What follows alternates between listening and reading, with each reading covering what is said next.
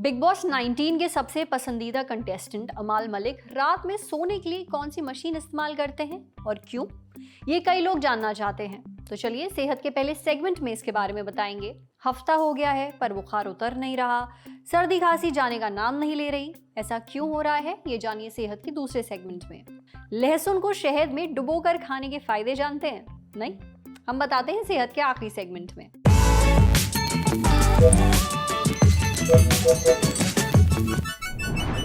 अपने 19वें सीजन के साथ बिग बॉस लौट आया है। इस बार घर वालों की लिस्ट में अमाल मलिक भी शामिल हैं। अमाल मलिक म्यूजिक डायरेक्टर हैं, कंपोजर हैं, सिंगर हैं। आपने इनका कोई ना कोई गाना ज़रूर सुना होगा, जैसे बोल दो ना ज़रा, कौन तुझे, बेसब्रियाँ, सोच ना सके, आशिक सरेंडर हुआ, वगैरह वगैरह। अगर आप बिग बॉस देखते हैं तो आपने नोटिस किया होगा अमाल रात में एक मशीन लगाकर सोते हैं। इस मशीन से एक ट्यूब जुड़ा है जिसे अमाल नाक में लगाते हैं। ये देखने के बाद ऑडियंस जानना चाहती है कि आखिर ये मशीन है क्या और अमाल को इसकी जरूरत क्यों पड़ती है। दरअसल अमाल मलिक को स्लीप एपनिया नाम की एक मेडिकल कंडीशन है। इसमें सोते वक्त इंसान की सांस रुक जाती है, नींद टूट जाती है। ऐसा ना हो इसके लिए इस मशीन की मदद ली जाती है। इसे सीपैप मशीन कहते हैं। कई लोग स्लीप एपनिया से जूझते हैं। बॉलीवुड के मशहूर सिंगर और कंपोजर बप्पी लहरी को भी स्लीप एपनिया था। साल 2022 में बप्पी दा की मौत हो गई। वो 69 साल के थे। कॉज ऑफ डेथ यानी मौत का कारण ऑब्स्ट्रक्टिव स्लीप एपनिया बताया गया, यानी ये कंडीशन जानलेवा भी हो सकती है। साल 2023 में एम्स नई दिल्ली ने एक स्टडी की। इसमें पता चला कि भारत में लगभग 10.5 करोड़ लोगों को स्लीप एपनिया है। इतनी तादाद में होने के बावजूद स्लीप एपनिया को लेकर जानकारी बहुत कम है। लोग इसे महज खर्राटे लेना, नींद टूटना समझकर ध्यान नहीं देते। तो आज सेहत में हम बात करेंगे स्लीप एपनिया पर। डॉक्टर से समझेंगे स्लीप एपनिया क्या है, ये क्यों हो जाता है, इसके लक्षण क्या हैं, इसका इलाज क्या है, और जानेंगे अमाल जो सीपैप मशीन का इस्तेमाल करते हैं ये कैसे काम करती है और स्लीप एपनिया में कैसे मदद करती है। सुनिए। स्लीप एपनिया एक ऐसी बीमारी है जिसका मतलब है कि सोते हुए किसी इंसान की सांस रुकना, और उसके कई तरह के प्रकार होते हैं। लेकिन सबसे कॉमन या अक्सर वो लक्षण जो डॉक्टर के पास पेशेंट को लेके आते हैं उसको हम कहते हैं obstructive sleep apnoea. Obstructive sleep apnoea majorly उन लोगों में मिलता है जिनका वजन नॉर्मल से ज़्यादा है, जिनके गले के आसपास चर्बी जमी हुई है। इस बीमारी के अंदर अक्सर लोगों को परेशानी होती है कि रात को जब वो सोते हैं तो काफ़ी तेज खर्राटे आते हैं। खर्राटे आते आते इतने ज़्यादा बढ़ जाते हैं कि उनको रात को चोकिंग होने लग जाती है, रात को उनकी सांस रुकती है।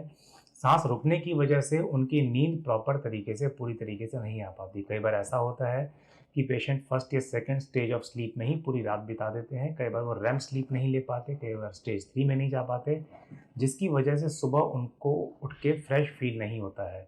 लेकिन ऐसा नहीं है कि स्लीप एपनिया सिर्फ ओवरवेट लोगों में ही मिलता है। अगर आपके गले के अंदर कोई किसी तरह की कोई रुकावट है, चाहे टॉन्सिल बहुत ज़्यादा बढ़े हुए हैं, चाहे बच्चों में एडिनॉइड्स बढ़े हुए हैं, तो आपका वजन कम होने के बावजूद आपको स्लीप एपनिया या ऑब्स्ट्रक्टिव स्लीप एपनिया हो सकता है। सिंपल सी बात है कि अगर आप रात को प्रॉपर तरीके से नहीं सो पाते तो आपको दिन में हमेशा स्लीपी सा लगेगा। लेकिन जैसे ही आप सोएंगे, जैसे ही आप नींद की गहरी स्टेज में जाएंगे, तो आपका ब्रेन आपको सिग्नल देता है कि अंदर कोई प्रॉब्लम चल रही है, क्योंकि खर्राटे आने शुरू होते हैं और स्लीप की स्टेज डीप रीच नहीं कर पाती, ऑक्सीजन डिप होने लग जाती है। तो आपका ब्रेन आपको जगा देता है। क्योंकि आप स्लीप की सारी स्टेज नहीं ले पा रहे तो आपको फिर भी फ्रेश फील नहीं होता। तो सबसे important symptom day time sleepiness. दूसरा, जो भी स्लीप एपनिया के पेशेंट्स होते हैं मोस्टली वो मुंह खोल के सांस लेते हैं, क्योंकि उनकी नाक बंद होने की समस्या काफ़ी ज़्यादा होती है। तो इस वजह से उनको गले में हमेशा खुश्की रहती है। खराटों की वजह से भी गले में हमेशा खुश्की रहती है, उनको प्यास ज़्यादा लगती है। ऑक्सीजन बार बार डिप होने की वजह से बीपी की समस्या, कोलेस्ट्रॉल की समस्या, शुगर की प्रॉब्लम और वेट इनका बढ़ते ही चले जाता है। ये सारी प्रॉब्लम सीवियर स्लीप एपनिया के लक्षण होते हैं।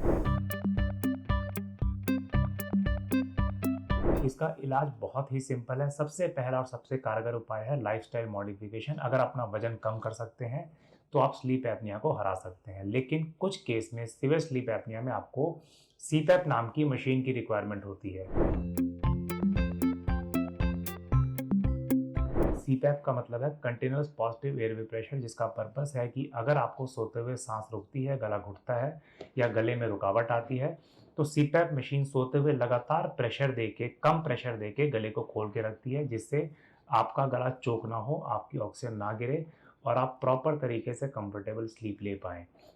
ये बहुत ही मैजिकल डिवाइस है, बहुत ही मैजिकल ट्रीटमेंट है, क्योंकि अगर आपने रात को मशीन लेना शुरू किया तो अगले दिन से ही आपको सिग्निफिकेंट इम्प्रूवमेंट लगती है अपनी लाइफ में, अपने फंक्शनैलिटी में, अपनी मेमोरी में, इरिटेबिलिटी में, और आपकी डे टाइम स्लीपनेस काफ़ी कम हो जाती है। अगर आपको स्लीप एपनिया के लक्षण हैं तो आज ही अपने डॉक्टर से मिलें। इसका इलाज होना बेहद जरूरी है, नहीं तो ये कंडीशन जानलेवा भी हो सकती है। अब बढ़ते हैं सेहत के अगले सेगमेंट की तरफ, तन की बात।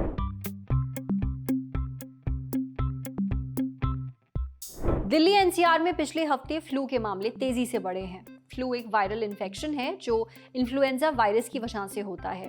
ये सांस से जुड़े अंगों यानी हमारी नाक, गले और फेफड़ों पर असर डालता है। इन दिनों जहां देखो जिससे बात करो उसे ही फ्लू हो रखा है। लोकल सर्कल्स नाम की एक ऑनलाइन कम्युनिटी है, इसने सितंबर 2025 में एक सर्वे करवाया। इस सर्वे में 11,000 से ज्यादा लोगों ने हिस्सा लिया। पता चला कि दिल्ली एनसीआर के 69% घरों में इस वक्त एक या एक से ज्यादा सदस्यों को कोविड, फ्लू या वायरल फीवर जैसे लक्षण हैं। इसी ग्रुप ने मार्च 2025 में भी एक सर्वे करवाया था, तब दिल्ली एनसीआर के 13,000 से ज्यादा लोगों ने इसमें हिस्सा लिया था। पता चला था कि 54% घरों में एक या एक से ज्यादा सदस्यों को कोविड, फ्लू या वायरल फीवर जैसे लक्षण हैं। इस बार फ्लू होने पर सर्दी, खांसी, बुखार जाने में हफ्तों लग रहे हैं। वजह है H3N2। ये इन्फ्लुएंजा वायरस का ही एक प्रकार है। H3N2 के बारे में हमने जाना मेरिंगो एशिया हॉस्पिटल फरीदाबाद में इंटरनल मेडिसिन डिपार्टमेंट के क्लिनिकल डायरेक्टर डॉक्टर अरविंद के मिंज से। डॉक्टर अरविंद बताते हैं कि इन्फ्लुएंजा वायरस 4 तरह के होते हैं, इन्फ्लुएंजा A, B, C और D। अभी जिस H3N2 की वजह से फ्लू के मामले बढ़ रहे हैं वो इन्फ्लुएंजा A वायरस का ही एक सब टाइप है, यानी उसका ही एक रूप है। ये तब फैलता है जब इसे संक्रमित कोई व्यक्ति खांसता, छींकता या बात करता है। थूक, बलगम में मौजूद ये वायरस हवा में फैलता है। अगर किसी सतह पर ये वायरस मौजूद है और कोई दूसरा इंसान उसे छूकर अपनी नाक, मुंह या आंखों को छू ले, तब भी ये इन्फेक्शन फैल सकता है। जब कोई व्यक्ति H3N2 से संक्रमित होता है तब उसे कपकपी लगकर तेज बुखार आता है, बहुत ज़्यादा खांसी आती है, छींकें आती हैं, गले में खराश रहती है, गले में दर्द होता है, नाक बहने लगती है या बंद हो जाती है, उबकाई आती है, पेट, सिर, मांसपेशियों और जोड़ों में दर्द होता है। गंभीर मामलों में सांस लेने में भी दिक्कत हो सकती है। ये लक्षण आमतौर पर 5 से 7 दिन तक रहते हैं। बुखार लगभग 3 दिन में उतर जाना चाहिए, लेकिन खांसी कई हफ्तों तक बनी रहती है।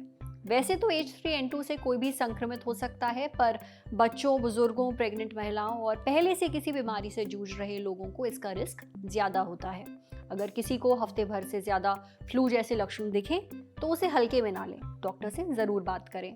मास्क लगाएं, खांसते या छींकते समय मुंह और नाक ढक लें, अपने हाथों को हर थोड़ी देर में साबुन से या सैनिटाइजर से साफ करें। साथ ही हेल्दी खाना खाइए, गुनगुना पानी पीजिए और डॉक्टर से मिलकर इलाज करवाइए। समझे? अब बारी सेहत के आखिरी सेगमेंट की, खुराक यानी झक्कासी हेल्थ टिप्स। आजकल सोशल मीडिया पर लहसुन और शहद का कॉम्बिनेशन काफी चर्चा में है।